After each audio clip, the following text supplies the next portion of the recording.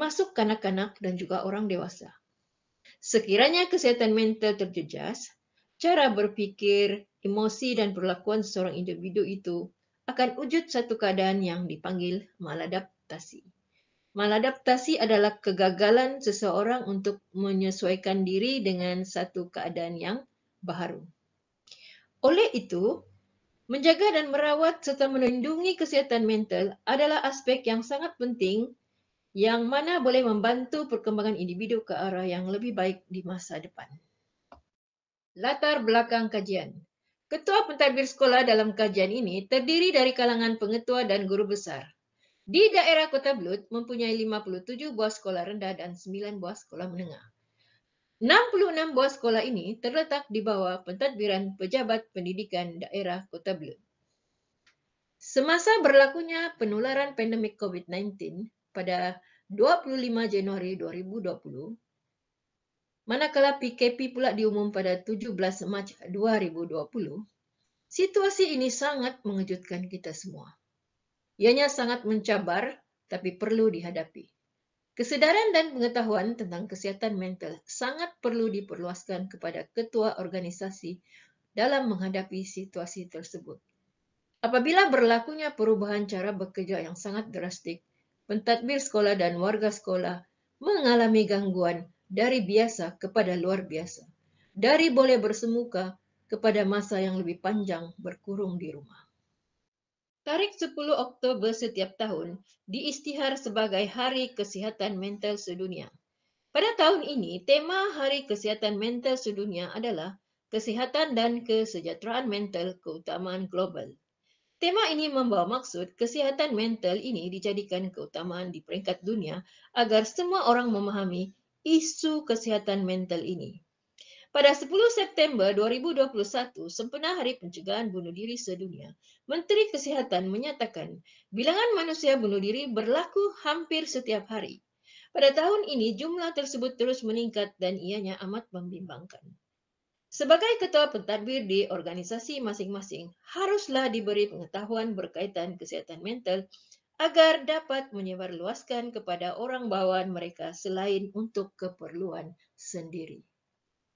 Berikut adalah poster dan keratan akhbar yang berkaitan dengan kesihatan mental dan kes bunuh diri.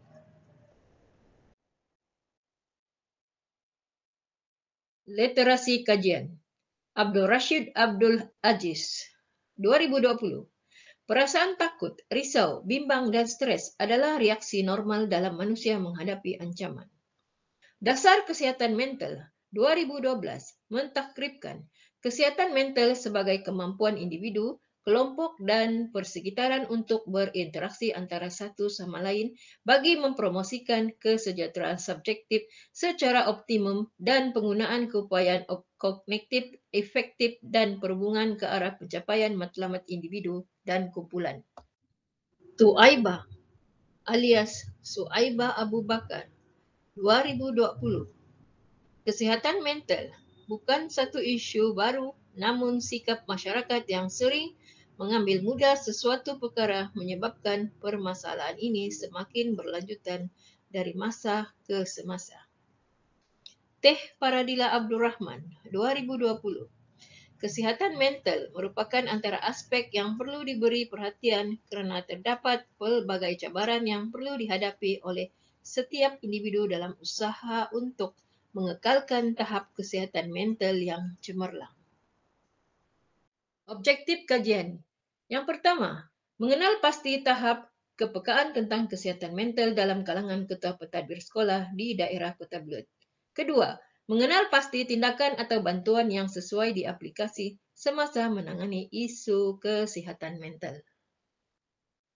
Metodologi kajian. Kajian ini merupakan kajian kuantitatif sepenuhnya.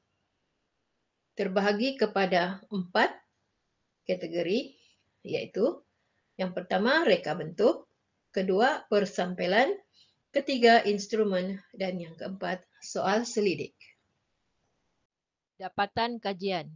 Berikut adalah dapatan kajian hasil daripada soal selidik melalui Google Form yang telah kami edarkan kepada semua ketua pentadbir sekolah di daerah Kota Belud. Bahagian A. Maklumat responden. Berdasarkan borang soal selidik yang telah kami edarkan, jantina responden 40 orang lelaki dan 23 orang perempuan. Berdasarkan bangsa responden, Bumiputera seramai 56 orang, Melayu 3 orang, Cina 1 orang dan lain-lain 3 orang. Umur responden seramai 7 orang, berumur sekitar 40 hingga 49 tahun, manakala 56 orang berumur antara 50 hingga 59 tahun. Graf ini menunjukkan tempoh perkhidmatan sebagai pengetua dan guru besar. Tempoh perkhidmatan paling lama adalah 10 tahun, manakala tempoh perkhidmatan paling pendek adalah setahun. Bahagian B. Soalan kajian. Soalan 1. Adakah anda tahu dan faham apa yang dimaksudkan dengan kesihatan mental? Seramai 19 orang menjawab sangat tahu, 35 orang menjawab tahu, 8 orang menjawab tahu sedikit dan seorang menjawab tidak tahu. Soalan 2. Adakah anda tahu apa yang perlu dilakukan jika tidak mendapat sokongan bagi masalah kesihatan mental? Seramai 7 orang menjawab sangat tahu, 40 orang menjawab tahu, tahu sedikit 13 orang dan tidak tahu 3 orang. Soalan 3. Adakah anda tahu bahawa masalah kesihatan mental boleh dicegah? Seramai 10 orang menjawab sangat tahu, 42 orang menjawab tahu, 9 orang menjawab tahu sedikit, 2 orang menjawab tidak tahu. Soalan 4. Adakah anda tahu cara merawat masalah kesihatan mental? Seorang menjawab sangat tahu, 34 orang menjawab tahu, 23 orang menjawab tahu sedikit, dan 5 orang menjawab tidak tahu. Soalan 5. Adakah anda tahu faktor-faktor yang menyebabkan kesihatan mental terjejas? Seramai 5 orang menjawab sangat tahu, 42 orang menjawab tahu, 15 orang menjawab tahu sedikit, dan seorang menjawab tidak tahu. Soalan 6. Adakah anda tahu langkah yang harus diambil jika anda risau akan keadaan kesihatan mental anda? Seramai 9 orang menjawab sangat tahu, 36 orang menjawab tahu, 17 orang menjawab tahu sedikit, dan seorang menjawab tidak tahu. Soalan 7. Adakah anda mengetahui cara mendiagnosis kesihatan mental kendiri? Seorang menjawab sangat tahu, 29 orang menjawab tahu, 24 orang tahu sedikit, 8 orang tidak tahu, dan seorang menjawab sangat tidak tahu. Soalan 8. Adakah anda tahu apa yang harus dilakukan jika anda mendapati bahawa kawan atau keluarga anda mengalami masalah kesihatan mental? 2 orang menjawab sangat tahu, 33 orang tahu, 20 orang tahu sedikit, dan 8 orang menjawab tidak tahu. Soalan 9. Adakah anda mengetahui kesan jika kesihatan mental terjejas? 11 orang menjawab sangat tahu, 33 orang menjawab tahu, 17 orang menjawab tahu sedikit, dan 2 orang menjawab tidak tahu. Dan soalan yang terakhir, adakah anda tahu bagaimana mengendalikan situasi kecemasan berkaitan kesihatan mental sekiranya berlaku secara tiba-tiba? Hanya 2 orang menjawab sangat tahu, 29 orang menjawab tahu, 23 orang tahu sedikit, dan 9 orang tidak tahu. Rumusan tahap pengetahuan ketua pentadbir sekolah. Raja di atas adalah rumusan min keseluruhan bagi setiap tahap kepekaan tentang kesihatan mental dalam kalangan ketua pentadbir sekolah di daerah Kota Belud. Data menunjukkan ketua pentadbir sekolah mempunyai tahap kepekaan tentang kesihatan mental iaitu sangat tahu sebanyak 9.5%, tahu 57%, tahu sedikit 30%, tidak tahu 6,3% dan sangat tidak tahu 4,7%. Kesimpulan. Ketua Pentadbir Sekolah yang sedang berkhidmat di daerah Kota Belud telah didedahkan dengan pelbagai kursus berkaitan dengan psikologi kesejahteraan. Penataran program kesedaran kesejahteraan psikologi #3A iaitu Alert Aware Action Mindah Sejahtera juga telah dilaksana pada 7 dan 28 Mei 2021 kepada semua pentadbir sekolah. Seterusnya, mereka telah menyebarluaskan #3A ini kepada warga sekolah masing-masing. Pada tahun 2021 dan 2022, bilangan guru besar bersara seramai 14 orang dan kekosongan ini telah pun diisi oleh guru-guru yang telah memperolehi kursus kepimpinan iaitu NPQEL, National Professional Qualification for Educational Leaders. Hasil kutipan data melalui Google Form mendapati ketua pentadbir sekolah yang baru berkhidmat setahun adalah penyumbang kepada skor sedikit tahu dan tidak tahu. Berdasarkan kepada cadangan atau komen responden, didapati ramai yang menyatakan bahawa mereka berupaya untuk mengatasi sekiranya menghadapi isu berkaitan kesihatan mental ini. Cadangan. Berdasarkan kepada kajian ini, kami sebagai pembentang menyedari bahawa kursus yang berkaitan dengan kesejahteraan psikologi adalah satu keperluan kepada pemimpin utama di sekolah. Kami bercadang akan melaksanakan satu lagi kajian berkaitan keberkesanan program #3A yang telah dilaksanakan setiap bulan di PPD Belud kepada semua pentadbir sekolah untuk mereka sampaikan kepada warga sekolah masing-masing. Kami berharap agar kajian ini menjadi panduan kepada kaunselor atau penyelidik berkaitan kesejahteraan psikologi kerana kesihatan mental merupakan antara aspek yang perlu diberi perhatian.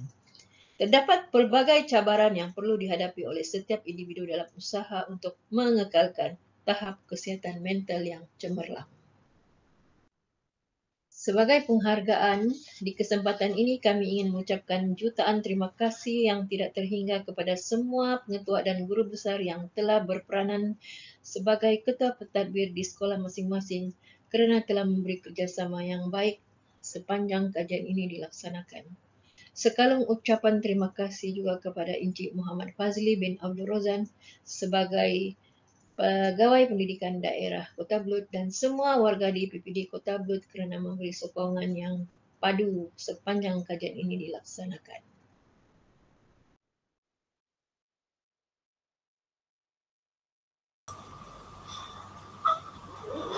Okey, terima kasih Puan Kasma Rajikan dan Puan Sinon Longgoyo di atas pembentangan itu tadi. Satu kajian yang amat menarik dan penting untuk dilakukan, memandangkan kesihatan mental adalah salah satu masalah yang serius di kalangan guru-guru kini, terutamanya selepas wabak COVID-19. Untuk pengetahuan sidang hadirin, kajian itu adalah hasil usaha sama PPD Kota Belud dan Sekolah Kebangsaan Labuan Kota Belud. Jadi saya buka sesi soal jawab. Siapa yang ada soalan, bolehlah type soalan anda di bahagian chat.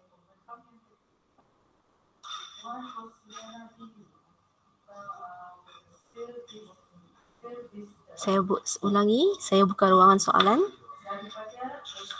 Mungkin ada siapa yang ingin bertanya mengenai kepekaan kesihatan mental. Terdapatnya beberapa yang masih tidak tahu sebenarnya. Kalau kita lihat kepada dapatan kajian tadi, setiap soalan mesti ada satu atau dua orang yang tidak tahu lagi mengenai kepekaan tentang kesihatan mental. Tiada? Kalau tiada, kita teruskan seminar penyelidikan peningkat kebangsaan 2022 dengan menjemput pembentangan yang ketiga. Pembentangan ketiga akan diberikan oleh Puan Jamila Ahmad dan Puan Yud Moisiu dengan tajuk mereka Kesan Modul PI SPP terhadap pemikiran sains keusahawanan murid tahun 5 di sekolah bandar. Dipersilakan. Bismillahirrahmanirrahim. Assalamualaikum warahmatullahi wabarakatuh dan salam sejahtera. Terima kasih Tuan Moderator. Sidang hadirin, tuan-tuan dan puan-puan yang dihormati sekalian. Pada pagi yang berbahagia ini, saya bersama rakan penyelidik iaitu Profesor Madya Dr. Silnyet Moy Elias Sophia Abdullah ingin berkongsi satu kertas kerja penyelidikan yang bertajuk Kesan Modul PISPP terhadap pemikiran sains keusahawanan murid tahun 5 di sekolah bandar. Sebagai latar belakang kajian, Kementerian Pendidikan Malaysia pada tahun 2013 telah menyatakan bahawa penerapan elemen keusahawanan sebenarnya telah bermula dalam KBSR dan KBSM sejak 1990-an lagi. Namun berdasarkan laporan tersebut, didapati bahawa murid masih kurang membudayakan elemen dan kemahiran keusahawanan. Rentetan daripada itu, elemen merentas kurikulum keusahawanan telah diperkenalkan dan diterapkan dalam kurikulum standard sekolah rendah Semakan 2017. Hal ini kerana penerapan keusahawanan perlu dibuat untuk memenuhi tuntutan modal insan menjelang tahun 2030.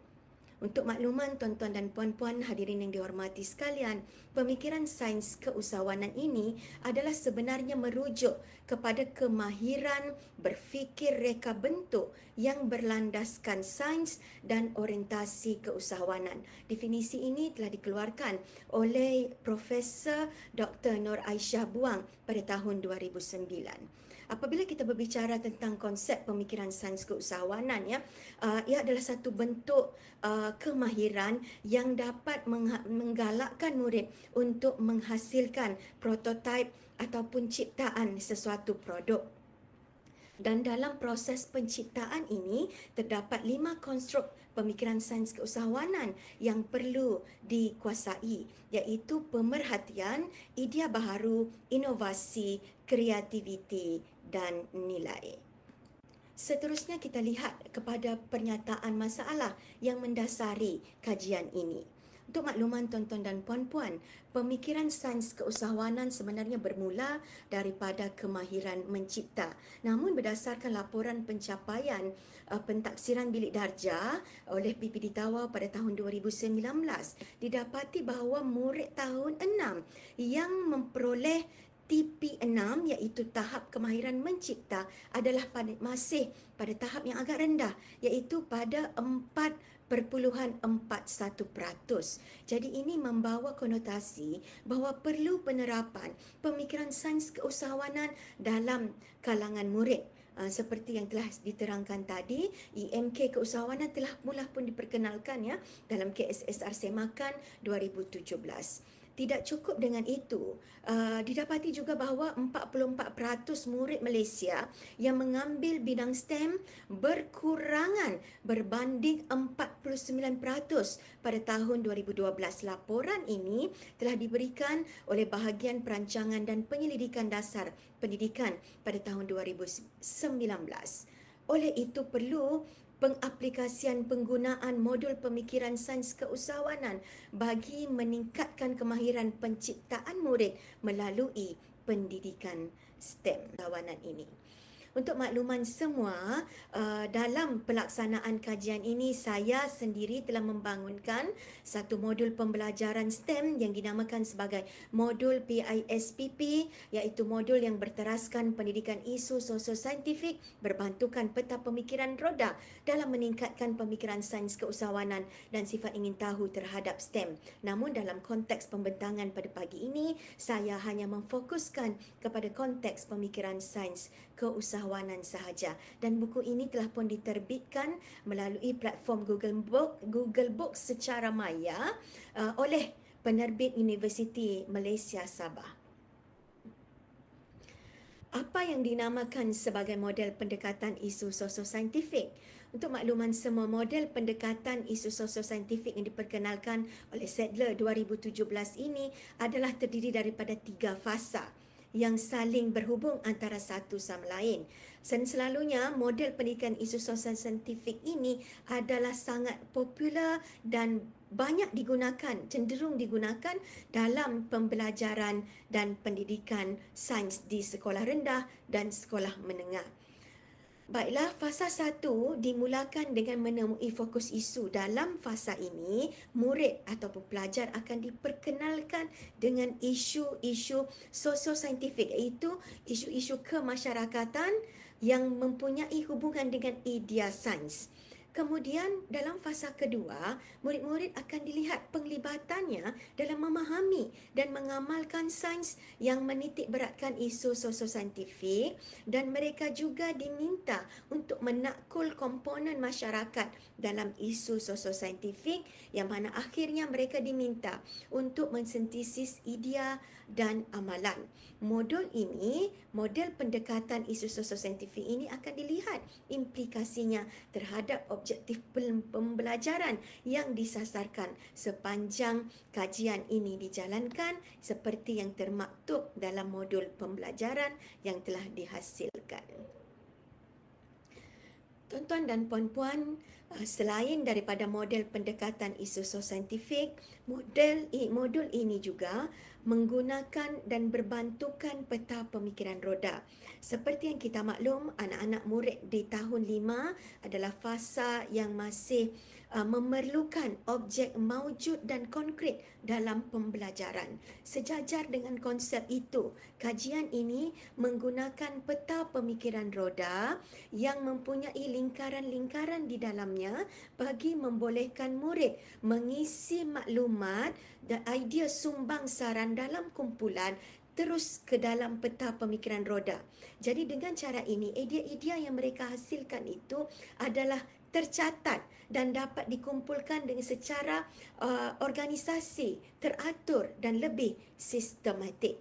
Seperti tuan-tuan dan puan-puan lihat pada paparan ini, peta pemikiran roda ini mempunyai 5 lingkaran, iaitu di pusatnya adalah isu sosio-saintifik, dan seterusnya adalah kitaran 1 pemerhatian, kitaran 2 idea baharu, kitaran 3 inovasi, kitaran 4 kreativiti, dan kitaran 5 iaitu nilai.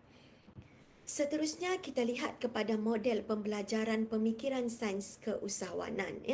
Terdapat 5 konstruk, iaitu konstruk yang mendasari pemikiran sains keusahawanan ini. Yang pertama pemerhatian, kedua idea baharu, ketiga inovasi, kreativiti, dan yang kelima adalah nilai. Yang bermula dengan pemerhatian, iaitu murid akan membuat pemerhatian secara terancang dan bertujuan. Kemudian daripada hasil pemerhatian itu, mereka perlu untuk menghasilkan idea dengan mencari keunikan atau kelebihan daripada pemerhatian yang mereka telah lakukan.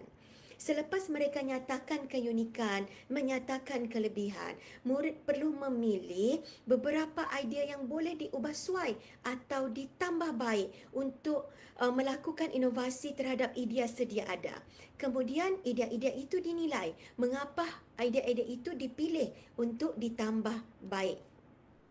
Seterusnya dalam elemen kreativiti, murid diminta untuk mengukuhkan dan menambah baik idea secara berfokus. Pada peringkat ini, murid akan menghasilkan lakaran prototipe melalui proses lakaran, dan kemudian mereka akan menghasilkan ciptaan produk prototipe mereka dalam fasa ini. Dan akhir sekali dalam konstruk nilai, murid perlu memastikan idea atau produk yang dihasilkan itu bermanfaat kepada masyarakat. Dan pada fasa ini, murid-murid akan melakukan pembentangan dan membentangkan hasil dapatan mereka kepada kawan-kawan di hadapan bilik darjah. Baiklah tuan-tuan dan puan-puan sekalian, kita teruskan dengan metodologi kajian. Kajian ini adalah berbentuk dan menggunakan pendekatan kuantitatif, menggunakan reka bentuk kuasa eksperimental dengan pra-ujian pasca ujian kumpulan kawalan tidak setara. Manakala populasi yang terlibat dalam kajian ini adalah murid tahun 5 sekolah kategori bandar di daerah Tawau dan sampel yang terlibat adalah seramai 345 orang subjek kajian, yang mana 115 orang terlibat dalam kumpulan PISPP, 115 orang terlibat dalam kumpulan PIS dan 115 orang terlibat dalam kumpulan konvensional. Untuk makluman semua, PISPP ini adalah akronim kepada pendekatan isu sosio-saintifik berbantukan peta pemikiran. Manakala PIS adalah murid yang didedahkan dengan pendekatan isu sosio-saintifik sahaja. Dan instrumen yang digunakan dalam kajian ini adalah ujian pemikiran sains keusahawanan UPSK yang saya telah bangunkan sendiri bersama penyelia saya dan telah diterbitkan dalam jurnal berindeks Scopus pada tahun lepas. Seterusnya, modul ini telah dibangunkan dengan menggariskan 6 unit pembelajaran di dalamnya, iaitu dengan menggunakan 6 unit lampu jimat tenaga, kereta alaf baru, televisyen 5 bintang, kacamata solar, rumah lestari, akhir sekali adalah bekas makanan mesra alam. Sekalau kita lihat, ke-6 unit ini sebenarnya adalah mencakupi tema sains fizikal dan teknologi dan kehidupan alam lestari. Dan untuk makluman semua, modul pembelajaran PISPP ini juga telah diterbitkan dan boleh diperoleh dalam platform Google Books. Kajian ini telah mengambil masa selama keseluruhannya 15 minggu dan intervensi mengambil masa selama 12 minggu. Data telah dianalisis menggunakan aplikasi SPSS, iaitu dengan menggunakan ujian Markova, ANCOVA, ujian post hoc dan saiz kesan. Kepada dapatan kajian. Dapatan kajian ni seperti yang kita lihat di sini melalui analisis Markova dan ANCOVA, didapati bahawa kajian murid mengikuti kaedah PISPP menghasilkan min skor pasca ujian yang lebih tinggi secara signifikan berbanding murid mengikuti kaedah PIS dan murid mengikuti kaedah konvensional bagi konstruk pemikiran sains keusahawanan secara keseluruhan.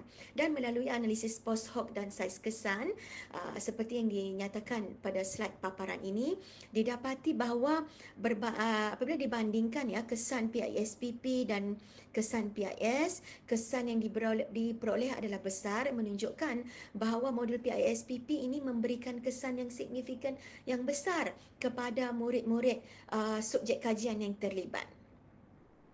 Begitu juga bagi apabila dibandingkan dengan kaedah PISPP dengan konvensional dan kaedah PIS dan kaedah konvensional. Seterusnya, tuan-tuan dan puan-puan sidang hadirin yang dihormati sekalian, ini adalah antara paparan yang menunjukkan prototipe ciptaan murid-murid yang terlibat sepanjang kajian ini dijalankan. Dalam kajian ini kita lihat mereka telah menghasilkan prototipe seperti televisyen masa hadapan dan seperti ini kereta alaf baharu dan juga kacamata solar. Ini adalah hasil kajian yang telah dilakukan di beberapa sekolah sampel. Akhir sekali, sebagai kesimpulannya adalah didapati bahawa modul PISPP ini adalah merupakan modul pertama yang berasaskan isu sosio-saintifik berbantukan peta pemikiran roda bagi murid sekolah rendah. Sebelum ini tidak pernah wujud lagi modul PISPP yang berasaskan isu sosio-saintifik dan peta pemikiran roda diperkenalkan di sekolah rendah. Dan modul ini juga telah dibangunkan selaras dengan keperluan pendidikan untuk melahirkan bangsa pencipta. Dan seterusnya, PISPP ini juga dapat memastikan murid dapat mengaplikasikan pengetahuan saintifik secara kreatif, inventif, berbantukan alat berfikir yang inovatif, dan pada masa yang sama kita juga dapat menggalakkan kemahiran berhujah secara saintifik, mendalami isu-isu dengan kritis dan menghasilkan model ciptaan dengan mengatasi isu. Dan akhir sekali, secara kesimpulannya telah membuktikan, kajian ini membuktikan bahawa modul pembelajaran PISPP telah berjaya meningkatkan pemikiran sains keusahawanan dalam kalangan subjek kajian secara signifikan. Jadi itu sahaja daripada saya dalam membentangkan kertas kerja pada pagi ini yang bertajuk kesan modul PISPP terhadap pemikiran sains keusahawanan murid tahun 5 di Sekolah Bandar. Sekian dan terima kasih kembali kepada Tuan Moderator. Silakan. Terima kasih di atas pembentangan itu tadi. Pemandangan itu telah dilakukan oleh Puan Jamila Ahmad dan Dr. Newt Moisiu. Tanya juga kepada Puan Jamila atas penerbitan model pembelajaran PISPP itu tadi. Jadi untuk pengetahuan sidang hadirin, kajian itu adalah hasil usaha sama oleh Institut Pendidikan Guru Kampus Tawau dan UST Malaysia Sabah. Saya buka ruang untuk sesi soal jawab. Siapa yang ada soalan bolehlah type soalan anda di ruangan chat yang telah disediakan.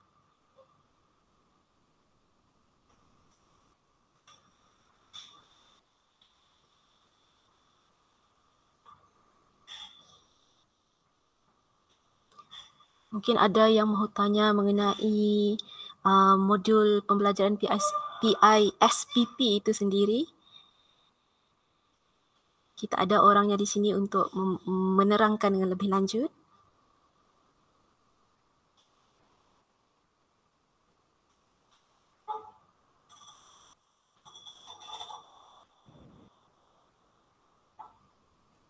Mungkin tiada soalan ni Puan Moderator, tapi Soalan ke?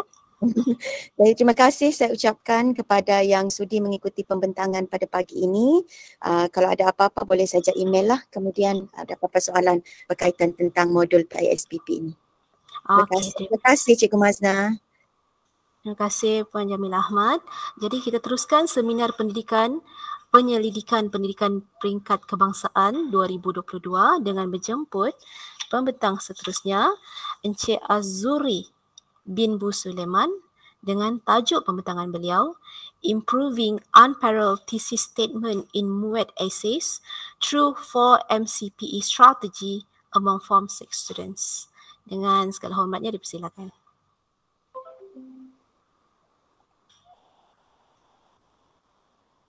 Assalamualaikum and greetings everyone.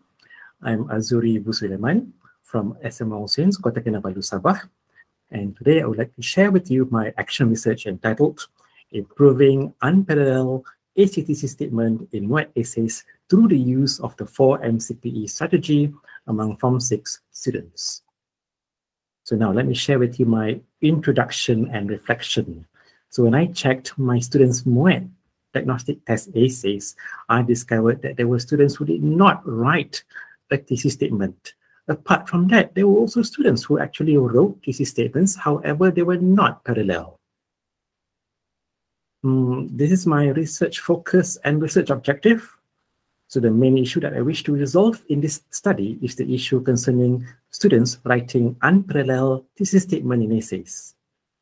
I wish to resolve this issue on unparalleled thesis statement in essays because I believe that thesis statement is the focal point of an essay, be it discursive, an argumentative, or a problem solution type. So now this is my target group. The subjects of this study were 14 MUET candidates in their first semester of my school, and they were preparing for the upcoming MUET Session 2 exam, the writing paper. So when I checked the essays based on the MUET assessment descriptor, I had to award a lower band to some of my students, even though they managed to write a thesis statement in the essays. I could not give them better marks due to this issue. So now this is my research implementation, the interventions strategy. So I developed the 4 MCPE strategy. So it is basically an intervention. It is an intervention used by students to check if their thesis statements are parallel or not. This strategy required them to identify the main ideas, locate the cutoff point, recognize the main idea grammatical pattern, and experiment with the main ideas. So the 4MCPE strategy is basically a treatment to this issue, as it serves as a simple, systematic technique for students to recheck the finalized version of the thesis statement, which is free of the unparalleled issue. So now let me share with you the 4MCPE strategy. Okay, so basically, students are given a sample thesis statement, a parallel version. Using this sample, students are required to identify and label the main ideas in the thesis statement using brackets, the open bracket and the closed bracket, the open bracket, the closed bracket, the open bracket and the closed bracket. Okay, all right, this is to identify the location of the main ideas in the thesis statement.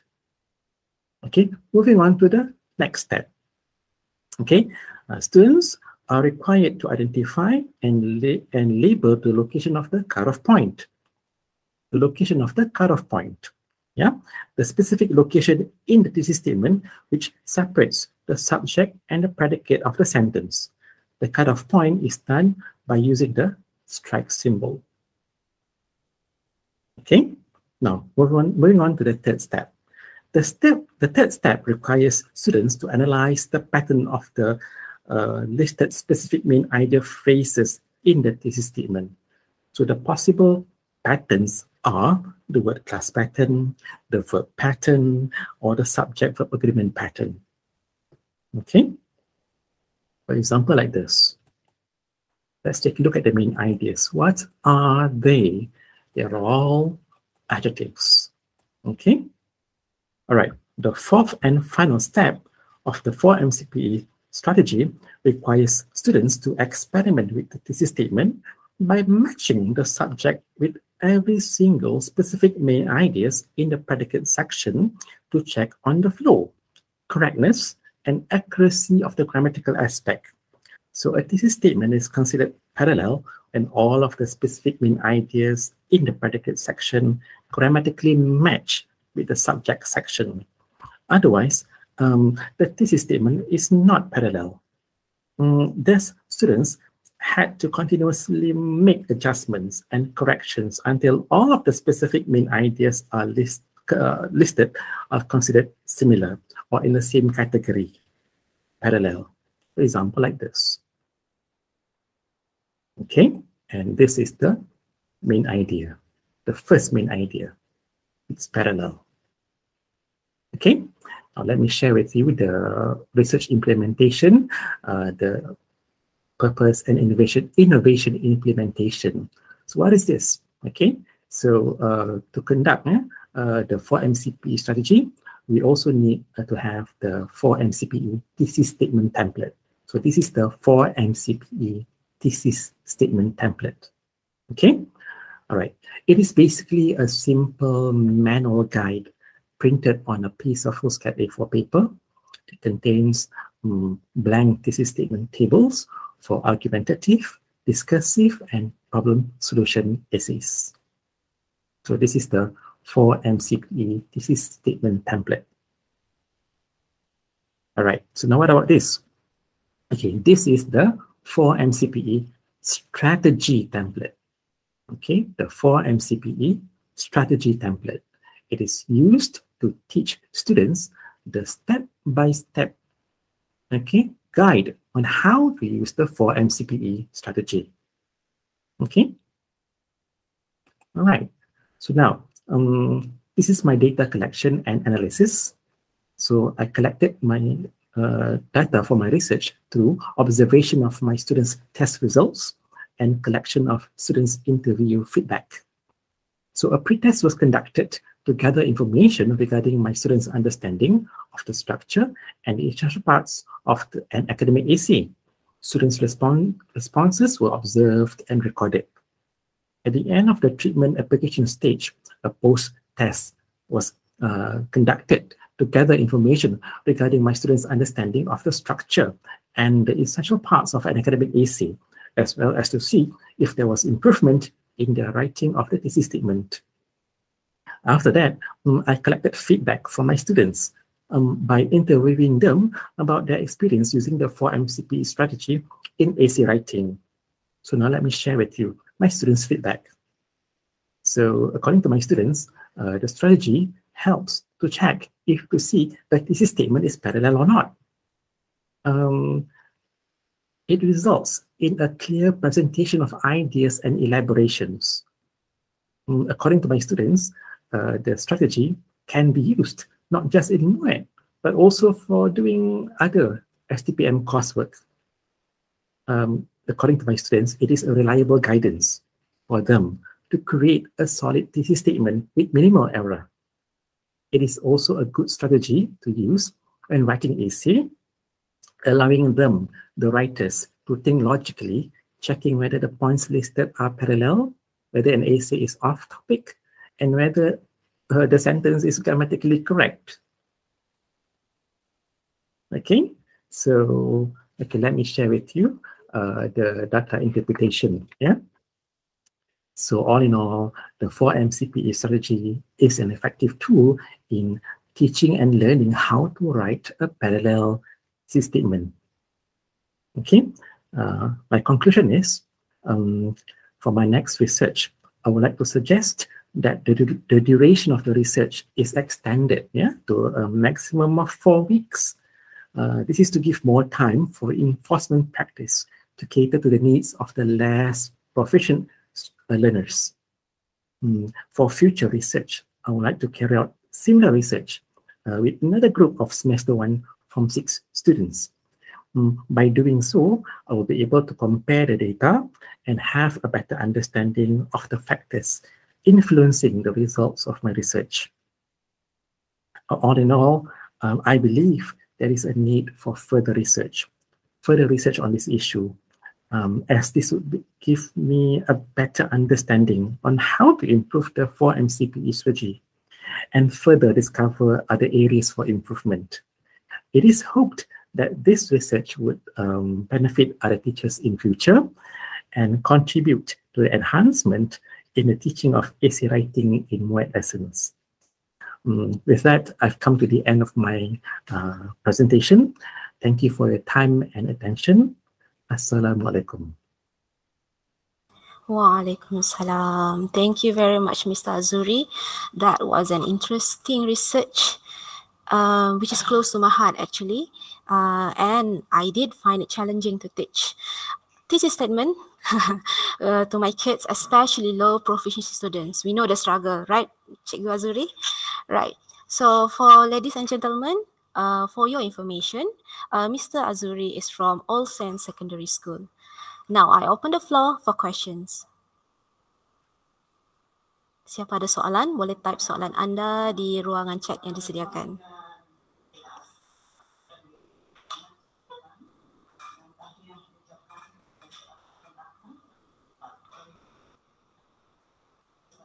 Ada soalan? Mungkin ada guru MUET di sini?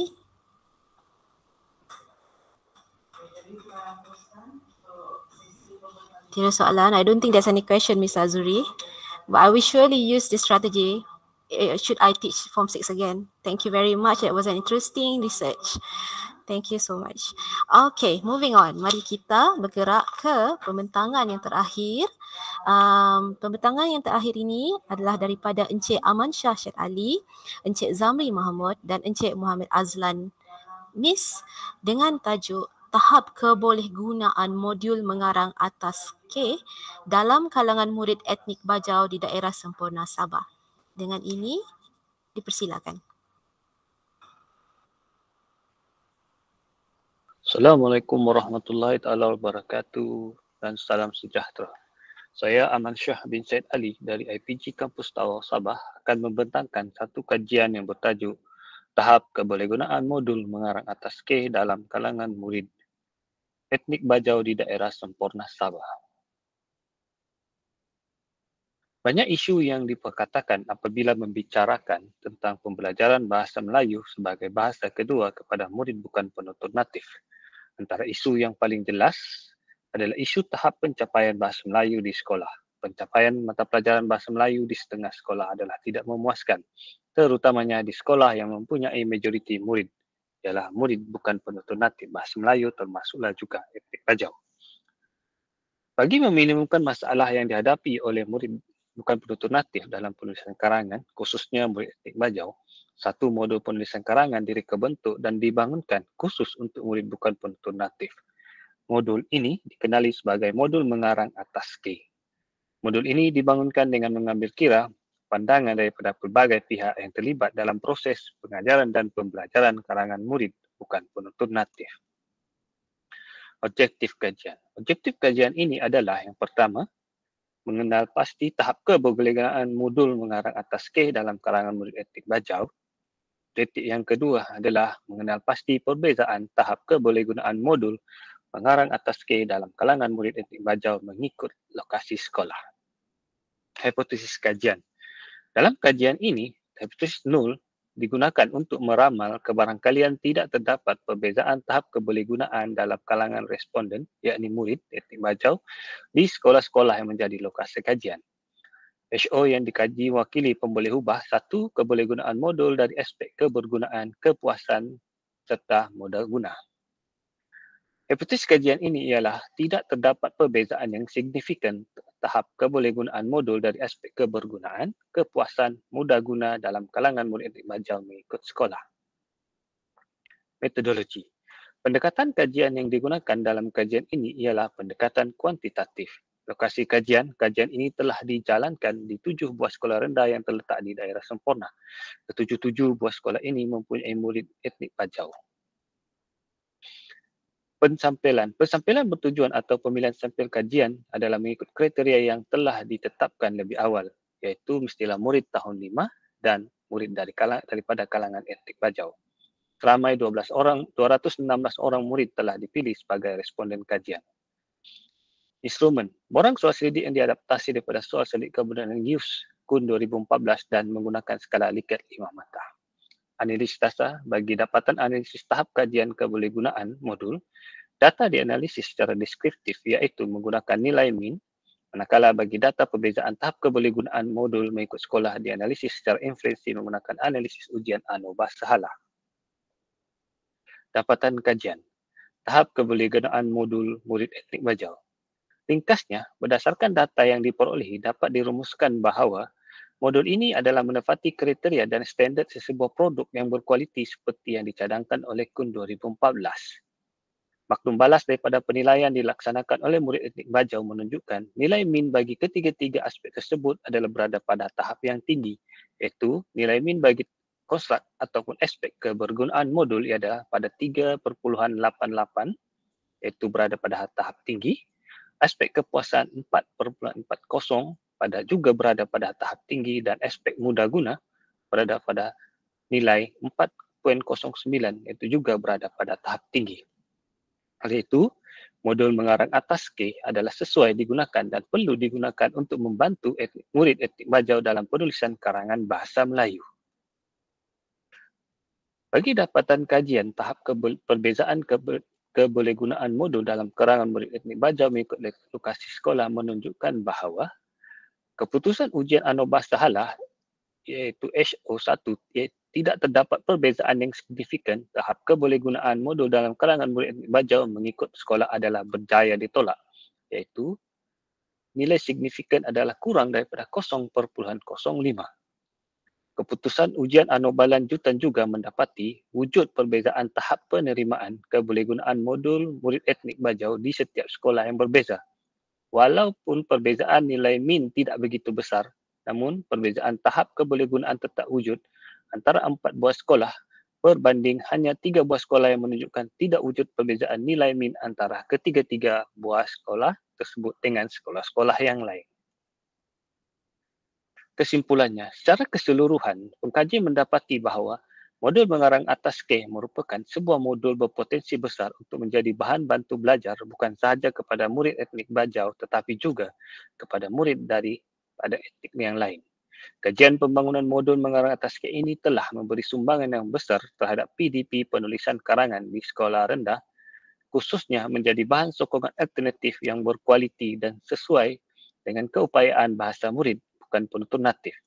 Kesimpulannya, Penghasilan modul ini perlu dilihat sebagai usaha yang positif dalam membantu murid bukan penutur natif, khususnya murid etnik Pajau, menguasai penulisan karangan bahasa Melayu dengan lebih baik.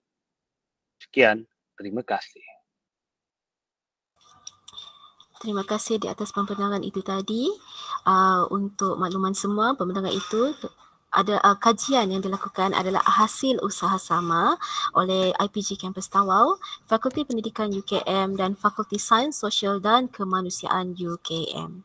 Jadi saya buka ruang untuk soalan, jika ada soalan mengenai modul mengarang atas K oleh Encik Aman Syah kita.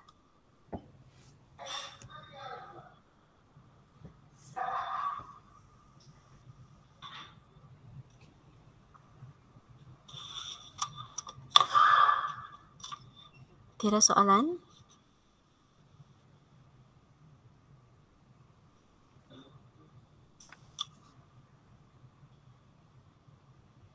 Rasanya tidak soalan ya, Cik Aman?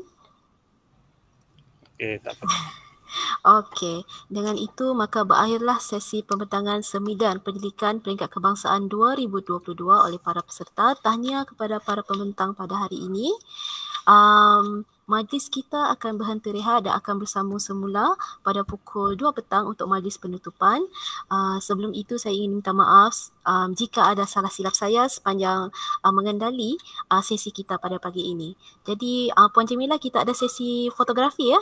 Ya, betul. Kita mohon agar semua dapat buka kamera terlebih dahulu, termasuk peserta, pembentang ya daripada luar IPG semuanya ya. Buka kamera. Madi pun boleh buka tu. Ya, Dr. Ahmadi, sila buka kamera. Puan Almasia pun sama. Mari kita bergambar semua. Lila lagi kan? Ya, betul. Nampaknya semua sudah ni. Dr. Ahmadi, mungkin boleh buka kamera sekejap. PC tiada kamera. Okeylah Dr. Ahmadi. Okey. Bersedia semua? 1, 2, 3. Sekali lagi. 1, 2, 3. Terima kasih semua. Terima kasih moderator. Okey, terima kasih semua. Tahniah kepada semua di atas pembentangan pada hari ini. Berjumpa lagi di masa akan datang. Assalamualaikum dan selamat pagi.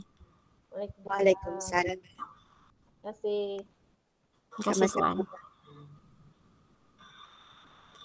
Bye Miss Azuri.